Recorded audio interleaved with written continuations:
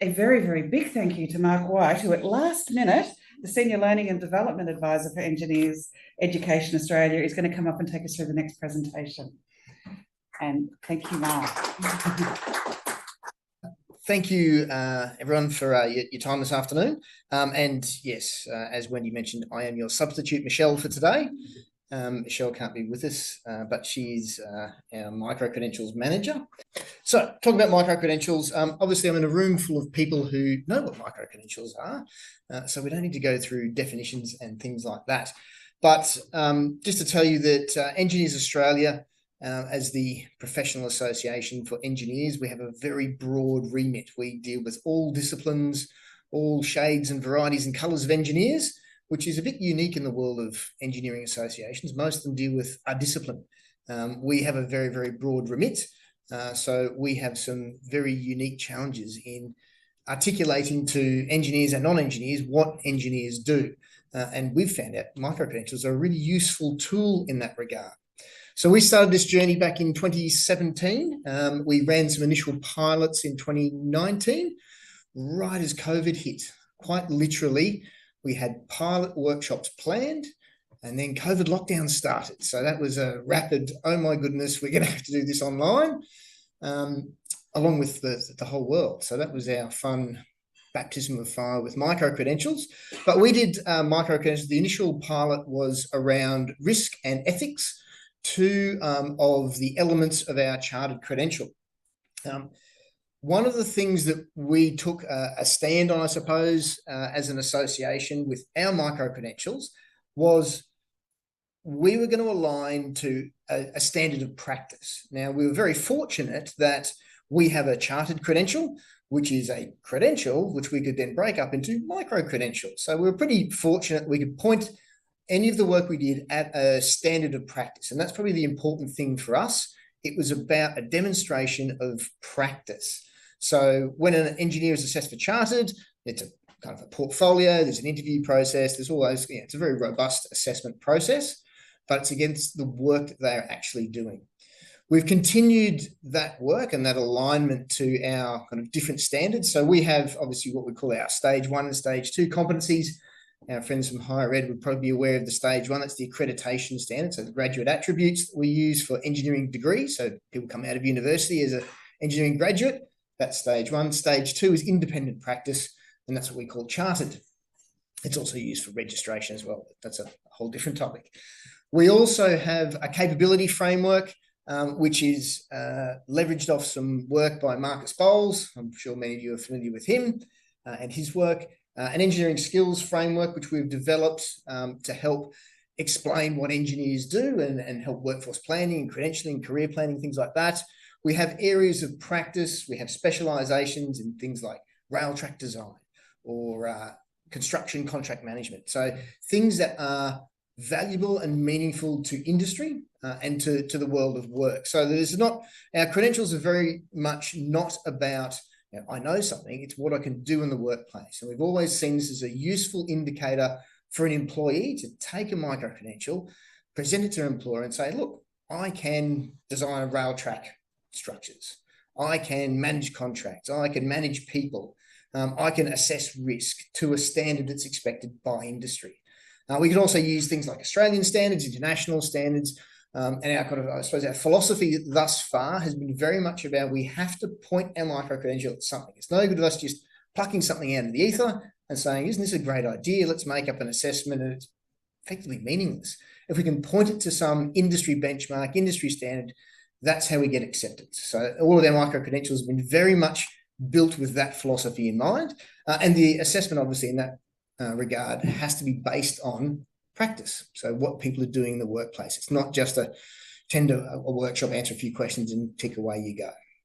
Now, that obviously, microcredentials can be a lot more than that, but that's the approach we've taken. So if we think of it in terms of Venn diagram, because we all love Venn diagrams, we've got Engineers Australia as the professional association. When we've got our members, engineers, and probably not even just our members, probably all of engineers, and then industry, so employers. So we've got these kind of interesting intersections where microcredentials can really help understand what's going on. So engineers, when we talk to them, we have our credentials, So that's the needs of the profession, the needs of the benchmarks of what is independent practice or quality practice.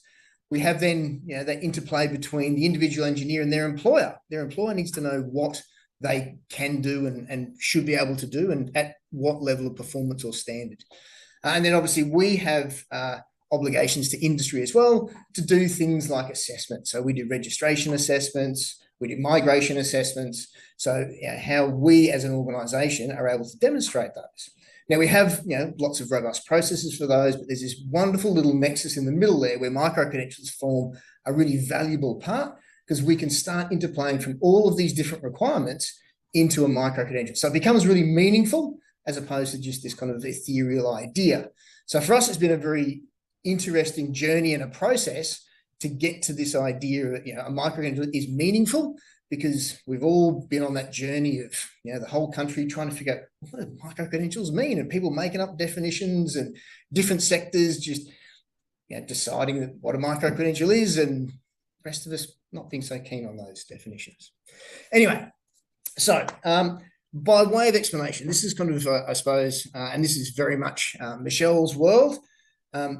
But to give you an idea, this is probably more so than just a participant journey or a participant experience, but the whole microcredential learning or development journey for us. We start way over on the left-hand side there with a need. It's an industry need. We determine, is there a skill gap? Is there something we need to recognise, something we need to acknowledge? For example, in construction, you might have noticed there's a big construction boom going on. There are lots of people being promoted through roles and into positions that they weren't skilled or qualified for. So we did a big piece of work with the Australian Construction Association, developed a learning and development guide for construction engineers that helped identify exactly what those skills are. And we can then build micro-credentials to represent that. So you're a project engineer, you want to become a senior project engineer. We had then a framework of skills and some micro-credentials attached to that you could go and attain. So you could take to your boss and say, look, I can do the things that are needed for that next job. As an individual, you can come along, you can decide, and we use two broad pathways. There is the kind of the learning intervention pathway. You might need to actually do some upskilling. You might need to learn. You might need to go and practice. Maybe you need a bit of coaching. But then there's also those people that are highly experienced, been doing this for years, and just need recognition of that capability or that ability. So both of those pathways, so the learning up the top, there's a bit of kind of educational intervention, some upskilling, uplift, or just a pure assessment. It's interesting for those that have survived the vet sector, it is very much an RPL assessment process that many people in the vet sector are familiar with. We've just pointed at a different tool, being a micro-credential rather than a unit of competency. An individual then, they pull together a portfolio from one of those pathways. They go and actually do some practice. They pull evidence from their workplace. They use that. That gets submitted to one of our assessors. All of our assessors are credentialed engineers. And that's how they obviously, we hope, get a successful assessment outcome. And that's how we issue a micro-credential. We house everything on Canvas, or our instance of Canvas, which we call EngLearn. Obviously, you're all very familiar with learning management systems. So that's our learning management system. One of the more inventive or creative tools that we're using at the moment is Bongo Learn, which is an assessment tool. It allows individuals to practice verbal responses and get some AI feedback and some coaching. All of our micro-credentials, I hope Michelle doesn't get mad at me for this saying later, but all of our micro-credentials have an element where the candidate must explain the evidence that they've provided. So it's not just enough for them to go, here you go, it's a bunch of work that I've done, but they've actually got to talk to it. We've given them some kind of priming questions around, well, how did this come about? Where did you come from? Things like that. So there's a real rigor and a confidence from our assessor, who may have never met this person, that this work was authentic to that individual, and it was, they actually understood what was being submitted. Obviously, as Engineers Australia, with our credentials, it's really important that rigor around the assessment and the authenticity of what we're signifying becomes very important from a risk point of view, as much as anything else.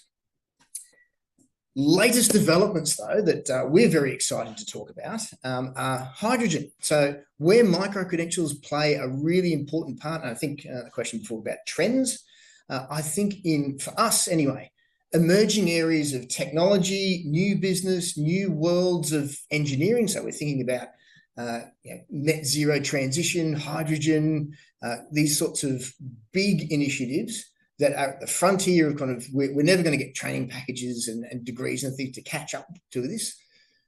Microcredentials form a really valuable tool. So we've got a project that's been funded by the Commonwealth Government under the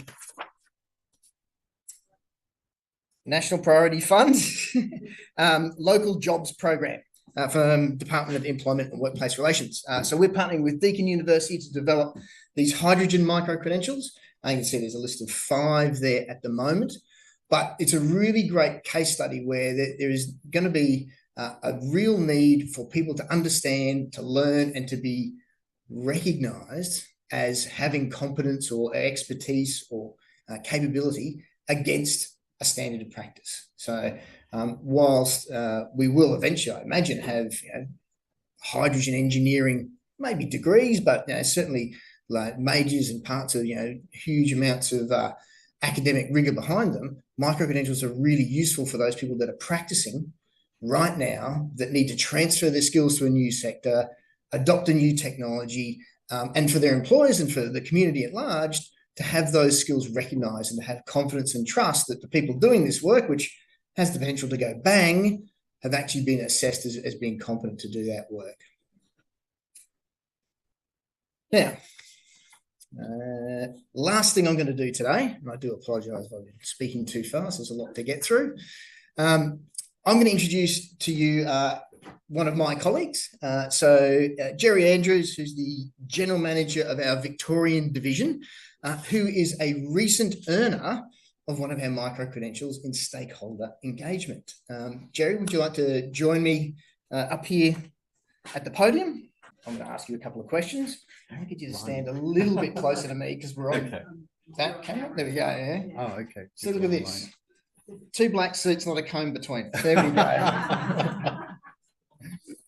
Okay. So, how did you come about the opportunity to undertake a micro-credential? What led you to micro-credentials? All right, thanks. Good afternoon, everyone, and everyone online as well. My name is Jerry Andrews, as Mark introduced. I'm the General Manager for Victorian Division. Been in this role for just under 7 months, but not new to EA. I've been in EA in different roles for about 2 or 3 years.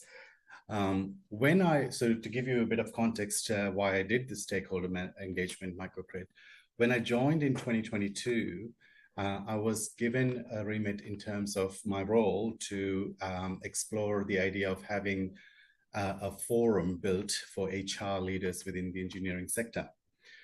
Because what we found was that we were very good at interacting with engineers and technical people around, but a cohort of people who actually manage these engineers in organizations and industries across the board were sort of disengaged.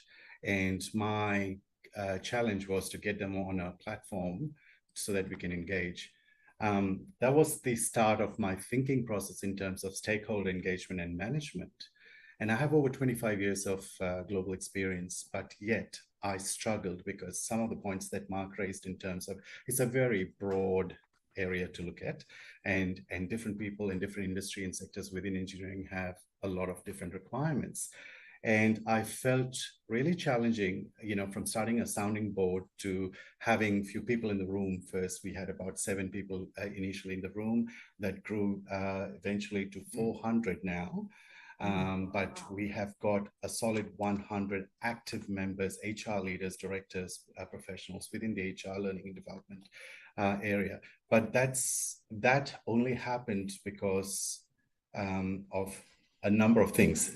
So I actually decided that, look, I think even though I have the experience behind me in working with different stakeholders, I think I need to sort of polish my skills and learn a little bit and bridge those gaps that I could potentially be of help. And so I reached out to EEA, my colleagues, and they said, yeah, perfect one for you, Jerry, let's do the stakeholder engagement. So I took the advisory pathway, which is for someone who has a little bit of experience but want to refine their knowledge and skills. I was quite happy. At the same time, I was quite, fearful of the fact that now I've put myself up there, I better do well. And then every time the assurance was, it's a micro-credential, Jerry, remember it's a micro-credential. So, you don't have to write pages and pages and pages. You just really need to articulate yourself of what you have understood and applied in your learning. It was easy said than done. I think whilst I'm really glad that it's over, on reflection, I think I've learned so much. This Engineers Australia's micro-credential actually goes into the deeper dive of things in terms of, it forces you to reflect. So the advisory session, so some really talented, engineers who actually guide you through the advisory session, that's all good. But when you go back to your, working on this particular stakeholder piece, you really have to work out, what are you trying to actually explain? There are two examples that you have to provide, two different examples. Now, there are some set criterias. There are some capability dimensions that you need to link it to. It's not something that you can do it without thinking, but also then you are, if you are successful doing that, then the last piece of the micro-credential is, as Mark said, it's a video interview. And that's very daunting as well, because there's an AI sitting behind you and watching you and listening you and body language and everything else. And it'll throw out a report after every video saying, what have you done? And it scores you based on what you have actually said in the video, which is, I think it's a great tool. It's an amazing tool. And you can actually watch your own recording. So I think overall, that was one of the reasons why I decided to do it, and then went on and completed it successfully, thankfully. Would you say that's kind of what you enjoyed the most, or what was the most important part of the experience? Was it that assessment process? Yeah, I think throughout the process, that two-way communication was great. So when you put, and the online tool, the LMS actually allows you to put your thoughts, like, whatever you're thinking, just dump it into the online thing, and then you can go back and clear it up and clean your thinking. But the feedback that you get through the advisory session and through the video sessions is amazing, because you can actually then almost review it and rethink your process and thought. Yeah. And was there anything that surprised you about the process? Surprised? Yes, definitely. I mean, the content around linking your example to a stakeholder mapping or stakeholder engagement, right? So one thing I learned was, I always assumed collaboration and cooperation are pretty similar, same thing. It's so different. And you've got to apply that, and so it forces you to think. And that's the good thing about this micro-credential, is that in many areas I had to force myself to saying, okay, that's what I knew, this is what I've learned, how do I apply, and what's the difference? So your stakeholders versus shareholders and things like that. So you apply those logics in every discussion you have, in every stakeholder management meeting that you have, and then you see the results coming through. Excellent. Thank you, Jerry, for your time. I guess to put him on the spot about his micro-credential journey. So later this evening, Engineering Education Australia is, I think, going to receive a LearnX award for our micro-credentials. So for any one of you that are joining us this evening at Crown Palladium, the beers are on me. That's all for me. Is there any questions from the room or from online before I hand back to Wendy? I've done a really comprehensive job. I'm going to make Michelle happy. That's good. Thank you all. Excellent. Thank you. And if you hadn't mentioned, I was going to say the LearnX Award tonight, so well done. And I also just wanted to reflect on the end there, that one of the things Jerry was talking about is the ability of professional practice credentials, or credentials that look at recognizing what someone could always do. It's a really big help to go from, what do they call it, unconscious competence to conscious competence. So I'm good at it, but I don't know why I'm good at it, to, oh, now I actually understand. And it's that reflection. So again, it's a different take on micro-credentials.